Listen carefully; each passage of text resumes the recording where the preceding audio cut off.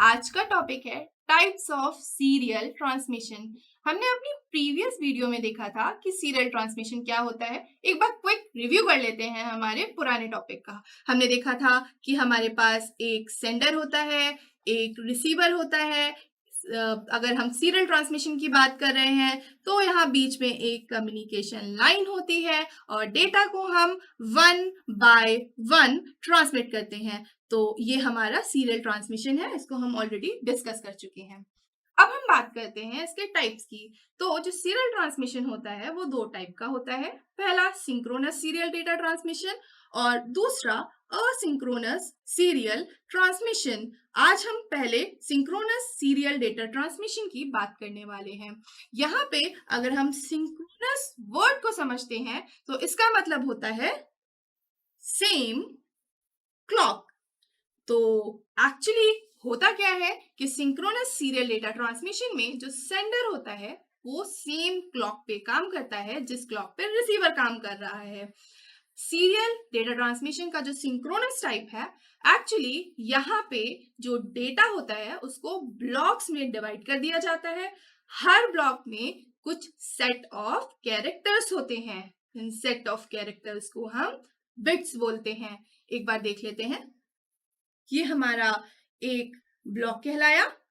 इस ब्लॉक में set of characters है, फॉर एग्जाम्पल 1 0 1 0 1 1 या और भी कुछ भी, और इसको हमने बोला ब्लॉक।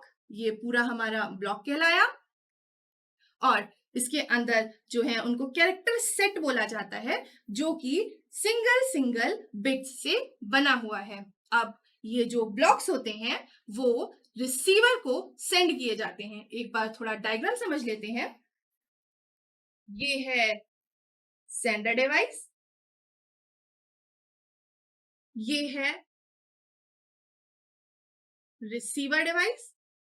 जैसा हमने ऑलरेडी डिस्कस किया है, सेंडर डिवाइस को सोर्स भी बोलते हैं और रिसीविंग डिवाइस को डेस्टिनेशन भी बोलते हैं। यहाँ पर डेटा ब्लॉक में डिवाइड होता है और इस ब्लॉक में बिट्स होते हैं और ये जो ब्लॉक होता है वो एक साथ रिसीवर को भेज दिया जाता है।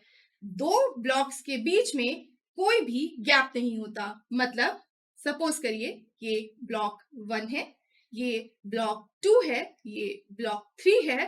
तो यहाँ पे और हर ब्लॉक में बिट्स हैं, कुछ सेट ऑफ कैरेक्टर्स हैं। यहाँ पे मान लीजिए मैं ये कुछ सेट ऑफ कैरेक्टर्स भी लिख देती हूँ। अब इन दो ब्लॉक के बीच में कोई भी गैप नहीं है। इससे हो क्या जाता है कि रिसीविंग डिवाइस की एक रिस्पॉन्सिबिलिटी बढ़ जाती है। वो रिस्पॉन्सिबिलिटी क्या होती है कि इन ब्लॉक्स के बीच में सेपरेशन को आइडेंटिफाई करना, ये रिसीविंग डिवाइस की रिस्पॉन्सिबिलिटी होती है। ठीक है, तो ये सिंक्रोनस डेटा कम्युनिकेशन है जो कि सीरियल का पहला टाइप है। यहाँ पर डेटा को ब्लॉक्स में डिवाइड कर दिया जाता है। हर ब्लॉक को एक एक करके रिसीविंग डिवाइस को सेंड किया जाता है। तो ब्लॉक के बीच में कोई भी गैप नहीं है और रिसीविंग डिवाइस की रिस्पॉन्सिबिलिटी है इसके बीच का सेपरेशन फाइंड आउट करने की। और सेंडर और रिसीवर सेम क्लॉक पे काम करते हैं।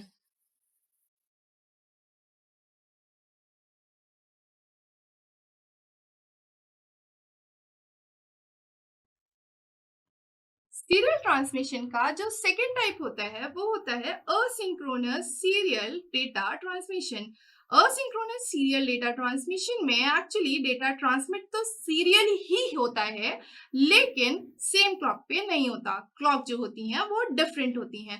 असिंक्रोनस सीरियल ट्रांसमिशन में जो असिंक्रोनस वर्ड है उसका मतलब होता है एट रेगुलर इंटरवल। मतलब यहाँ पे क्लॉक कॉमन नहीं है, डेटा सीरियली ट्रांसमिट हो रहा है। एक बार थोड़ा डायग्राम से समझते हैं। ये मेरा सेंडिंग डिवाइस है, ये एक कम्युनिकेशन लिंक है। डेटा सेंडर से रिसीविंग डिवाइस को सेंड किया जा रहा है। हो तो सीरियली रहा है लेकिन क्लॉक्स जो हैं वो डिफरेंट हैं, डिफरेंट क्लॉक पे काम कर रहा है। यहाँ पर एक्चुअली होता क्या है, हम कुछ इस तरीके से डेटा डिजाइन करते हैं।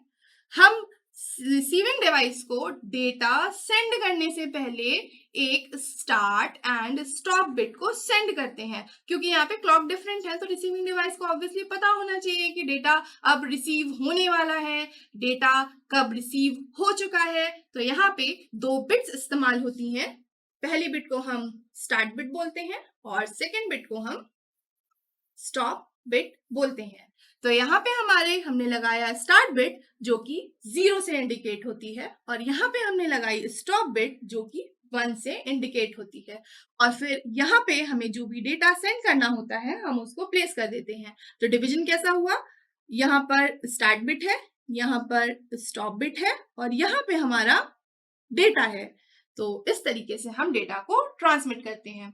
यहाँ पर डेटा जब ट्रांसमिट होता है तो कुछ गैप नहीं होता। अभी हमने सीरियल में डिस्कस किया था कि ब्लॉक्स के बीच में गैप है, लेकिन यहाँ पर गैप नहीं होता।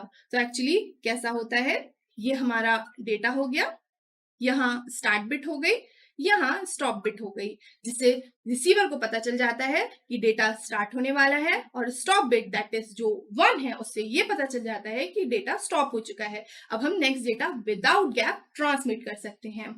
यहाँ पर एक चीज और समझिए कि जब ये जो कम्युनिकेशन लाइन है ये आइडियल रहती है। आइडियल का मतलब है जब इसमें कोई भी डेटा ट्रांसमिट नहीं हो रहा, तो सिग्नल को 1 सेट कर दिया जाता है कुछ इस तरीके से, जिससे हमें ये समझ में आ जाता है या डिवाइसेस को ये समझ में आ जाता है कि अभी कोई भी डेटा रिसीव नहीं हो रहा। जैसे ही डेटा रिसीव होने वाला होता है तो स्टार्ट बिट पहले सेंड की जाती है। तो आज हमने समझा कि सीरियल डेटा ट्रांसमिशन के क्या टाइप हैं। तो हमने 2 टाइप डिस्कस किए, सिंक्रोनस और असिंक्रोनस। सिंक्रोनस सेम क्लॉक पे काम करता है, ब्लॉक्स में डेटा डिवाइड होता है, गैप होता है। असिंक्रोनस डेटा सीरियली तो ट्रांसमिट करते हैं लेकिन ये रेगुलर इंटरवल पे सेंड किया जाता है। यहाँ पे कॉमन क्लॉक नहीं होती है, इसीलिए इंटीमेट करने के लिए हमें स्टार्ट एंड स्टॉप बिट का नीड पड़ती है। अब नेक्स्ट वीडियो हमारा होने वाला है पैरेलल डेटा ट्रांसमिशन के ऊपर।